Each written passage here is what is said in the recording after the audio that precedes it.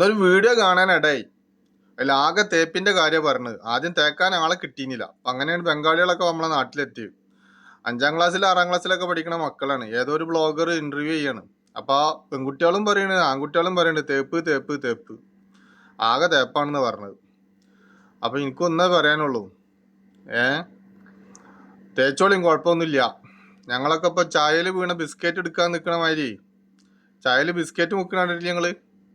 അത് മുക്കിയിട്ടുണ്ടെങ്കിൽ ആ ബിസ്ക്കറ്റ് പൊടിഞ്ഞു വന്നാൽ അതിൽ അലിഞ്ഞിട്ടുണ്ടാവും. അപ്പൊ അതിന് എടുക്കാൻ കുറച്ച് പണിയാണ്. ആ അവസ്ഥയിലപ്പോ ഞങ്ങളൊക്കെ ഉള്ളത്. അപ്പോളേ സ്കൂൾക്കൊക്കെ പോകുമ്പോൾ മര്യാദക്ക് പഠിക്കാനും പഠിച്ച എന്തെങ്കിലുമൊക്കെ ജോലി നേടാനും നോക്കിക്കോളി. തേപ്പേറ്റ് നടന്നു കഴിഞ്ഞാലേ ഈ പറഞ്ഞ മാതിരി ബിസ്ക്കറ്റ് ചായയിൽ വീണ അവസ്ഥ ആവും.